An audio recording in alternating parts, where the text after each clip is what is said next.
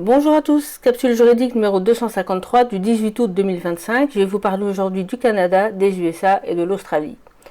Au Canada tout d'abord, et plus précisément dans la province de l'Alberta, il faut que je vous parle à nouveau du docteur Makis. Le docteur William Makis, qui est un oncologue, se bat pour avoir le droit de soigner des patients atteints de cancer, parfois en phase terminale, avec de l'ivermectine, et publie tous les jours des résultats totalement incroyables, preuve à l'appui évidemment.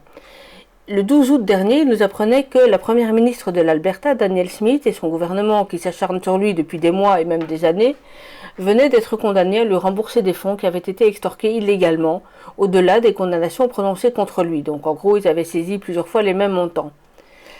Et je voulais vous en parler essentiellement pour vous inviter très vivement à lire son compte Substack, donc c'est son blog. Non seulement vous apprendrez énormément, mais en outre vous contribuerez à financer tous les procès auxquels il fait face. Puisque peu après cette nouvelle, dont je viens de vous parler, il a en effet diffusé d'autres informations nettement moins positives et explique que sa clinique est à nouveau gravement mise en danger. Cet oncologue est pourtant tout simplement en train de changer le visage de la médecine, et c'est pas pour rien qu'on l'ennuie et qu'on le persécute en permanence. Vous accélérez, en l'aidant, vous accélérez dans le même temps les prises de conscience dans d'autres pays. Je vous rappelle qu'en France, il est toujours impossible de se procurer de l'ivermectine si ce n'est sur prescription médicale, alors que ce médicament était en vente libre depuis des décennies. Pourtant, les études et les articles scientifiques sur son efficacité dans de très nombreuses maladies, et pas uniquement le cancer, existent depuis plus de 15 ans et pleuvent de plus en plus. Donc aidez-le s'il vous plaît, il est en train de prendre tous les risques et il continue malgré tout à soigner. Je suis personnellement abonné à ce compte Substack et je vous assure que la lecture des articles, environ 1 à 2 par jour, est toujours édifiante. Donc je mets sous ma capsule le lien vers l'article concernant cette victoire dont je vous parlais, mais également vers le blog dans son ensemble. Et transition parfaite avec ma seconde info qui concerne les USA, mais toujours à propos de l'ivermectine. À ce sujet, ceux qui suivent mes capsules depuis longtemps, ou bien ceux qui ont l'intention de rattraper le retard, découvriront que je vous ai parlé d'ivermectine à de très nombreuses reprises. Dans le document Word qui contient le texte de toutes mes capsules, si je fais une recherche sur le mot ivermectine, j'ai 62 résultats, le document lui-même fait environ 650 pages. On va faire un petit récapitulatif avec quelques exemples des cas dans lesquels je vous ai parlé de ce médicament, en partant de la capsule la plus ancienne vers la plus récente, et ce à différents sujets.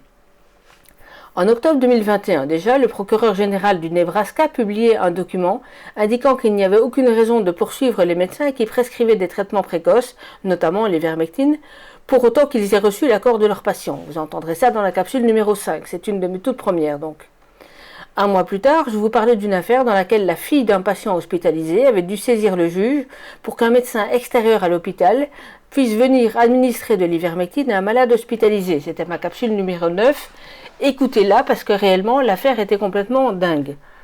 Et je revenais sur cette affaire ensuite dans la capsule numéro 11 pour indiquer que le malade s'en était sorti. En décembre 2021, une affaire presque identique pour une patiente dont le mari et la fille retournaient ciel et terre pour qu'elle puisse recevoir ce médicament. À nouveau, l'hôpital fut condamné, c'est ma capsule numéro 20. Le 31 décembre 2021, je terminais l'année en vous parlant d'une volumineuse plainte déposée en Grande-Bretagne et dans laquelle il était aussi question des traitements précoces, y compris évidemment de l'ivermectine, c'est la capsule 25. En mai 2022, capsule 65, je vous parlais d'une loi du Missouri interdisant à son tour toute poursuite contre les médecins qui prescrivaient de l'ivermectine et une interdiction également pour les pharmaciens de s'opposer à la délivrance de l'ivermectine en aval. Dans l'article qui accompagnait cette information officielle, il était même fait mention d'un essai clinique mené par une structure elle-même financée par la Fondation Gates et qui confirmait l'innocuité de l'ivermectine prise quotidiennement sous forme orale. Un mois plus tard, en juin 2022, je vous parlais d'une plainte déposée par une association de médecins aux USA toujours, contre notamment le HHS, donc c'est le ministère de la Santé, dans son équivalent américain, la FDA, le secrétaire d'État à la Santé, etc. Plainte qui avait pour but d'obtenir que le tribunal déclare illégale toute action de la FDA donnant son avis sur l'efficacité de l'ivermectine dans le traitement du Covid-19. C'était la capsule 71 que je vous invite à réécouter. Quasiment au même moment, mais cette fois en France, l'ARCOM avait été saisi d'une plainte contre CNews qui avait, au scandale, laissé le professeur Perron s'exprimer en disant notamment que quand on traite les malades avec de l'hydroxychloroquine, de l'azithromycine et de l'ivermectine, il n'y avait pas de mort. L'ARCOM reprochait à CNews de ne pas avoir placé de contradicteur face au professeur Perron. C'est ma capsule 73. Et je terminais ma capsule en précisant, comme je continue à le faire aujourd'hui, que dans l'autre sens, par contre, on ne s'inquiète absolument pas d'un déséquilibre quand seuls les médecins de plateau ont la parole. En octobre 2022, toujours en France, le docteur Éric Ménat avait été convoqué devant le Conseil de l'Ordre pour avoir prescrit de l'ivermectine. Cette fois-là, et sauf erreur, il n'y a pas eu de sanction. C'est la capsule 102. Dans la capsule 103, juste après, je revenais sur l'importante plainte déposée contre la FDA pour appuyer l'argumentation des médecins qui avaient lancé la procédure et qui était rejointe dans celle-ci par l'America's Frontline Doctors Association. Même procédure encore dans la capsule 115, puisque soudain, pour sa défense, la FDA invoquait qu'elle s'était contentée de recommander de ne pas utiliser l'ivermectine et non de l'interdire. Alors, bullshit, si j'ose dire, puisque cette recommandation, entre guillemets, à supposer même que ça en soit une, avait été faite dans des termes tellement moqueurs à l'égard de ce, je cite, vermifuge pour chevaux, que l'argumentation ne tenait vraiment pas la route. En mai 2023, dans ma capsule 157, je vous informais que l'Australie avait officiellement accepté la prescription de l'ivermectine au titre de traitement précoce. En août 2023, et à nouveau aux USA, dans la même procédure où la FDA voulait nous faire prendre des vessies pour des lanternes, celle-ci communique soudain en disant que les médecins avaient l'autorisation de prescrire de l'ivermectine, capsule 172. Cette procédure déboucha quelques semaines plus tard sur une décision dans laquelle la juridiction rappelait à la FDA qu'elle n'était pas un médecin et que son rôle n'était pas d'approuver ou de désapprouver des traitements prescrits. Elle avait donc outrepassé ses prérogatives, capsule 175. Cette victoire étant acquise, une autre plainte fut déposée quelques mois plus tard par une fondation nommée America First Legal, reprochant justement à la FDA et au HHS d'avoir dissimulé des documents sur la suppression par le gouvernement américain de l'hydroxychloroquine et de l'ivermectine comme traitement précoce. Capsule 182. Cette association voulait amener le tribunal à s'interroger sur les raisons d'une telle suppression. Je n'ai pas de nouvelles de cette procédure, il faudrait d'ailleurs que j'investigue un peu. Plus tard, à nouveau dans la procédure principale dans laquelle la FDA change d'argumentation tous les 6 mois, on apprenait qu'elle avait accepté de supprimer l'ensemble des posts sur les réseaux sociaux dans lesquels elle se moquait de ce vermifuge pour chevaux. C'est ma capsule 201. Et on est à ce moment-là en mars 2024. En juillet 2024, et cette fois en Inde, une plainte de 51 pages a été déposée contre le docteur Swaminathan, qui est une des médecins qui font partie de la direction de l'OMS, on va dire, pour faire court, pour avoir mené une campagne de désinformation contre l'ivermectine. Écoutez pour les détails la capsule numéro 213. Alors pourquoi je vous propose ce petit récapitulatif ? Eh bien parce qu'en date du 14 août 2025, donc il y a quelques jours, a été publiée une vidéo dans laquelle on apprend que la FDA aurait à présent recommandé, je dis bien recommandé, l'utilisation de l'ivermectine contre le Covid-19. Il s'agit d'une vidéo de Fox News dans laquelle le sénateur Ron Johnson, qui s'était élevé depuis le début contre cette interdiction de traitement précoce, s'entretient avec la journaliste Maria Bartiromo. J'ai publié cette vidéo notamment sur mon canal Telegram et vous la trouverez aussi avec la date de sa première publication sur le canal Telegram de la traductrice Jocelyne Poliak, qui a toujours la bonne et indispensable idée de préciser sur la vidéo la date exacte de la première diffusion de celle-ci. Donc merci à elle. Et donc quoi, tout ça pour ça ? Et que vont dire toutes ces instances corrompues jusqu'à la moelle, à tous les médecins suspendus dans le monde et à tous les malades à qui ces traitements ont été refusés? Alors ce qui est incontestable par contre, c'est que le vent tourne de plus en plus et ça c'est une bonne nouvelle. Aux USA toujours, je vous parlais dans ma précédente capsule du procureur général du Texas, Ken Paxton. Il vient d'annoncer une autre action en justice, cette fois contre un laboratoire nommé Eli Lilly, donc un laboratoire pharmaceutique.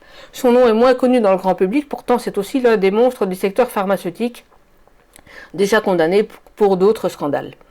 La plainte complète est accessible à partir du dossier de presse et je vous lis pour ma part ce communiqué de presse dont le lien est sous ma capsule et qui dit ceci, je cite. Le procureur général Ken Paxton a poursuivi le géant pharmaceutique Eli Lilly pour avoir corrompu et illégalement incité des prestataires de soins médicaux à prescrire ses médicaments les plus rentables, notamment les médicaments GLP-1 à forte demande, et puis il cite le nom des médicaments, utilisés pour la perte de poids et le traitement du diabète. Afin d'accroître ses profits, Eli Lilly a offert des incitations illégales aux prestataires de soins médicaux du Texas, notamment des infirmières gratuites et des services d'aide au remboursement. Ces incitations visaient à inciter les prestataires à prescrire les médicaments du laboratoire. Dans de nombreux cas, ces ordonnances étaient prises en charge par Medicaid, donc c'est un des deux systèmes de sécurité sociale, ce qui a donné lieu à des demandes de remboursement de plusieurs millions de dollars auprès du Medicaid Texas, entachées par le marketing illégal et des accords de contrepartie d'Eli Lilly, en violation de la loi texane sur la prévention de la fraude au programme de soins de santé. Je poursuis.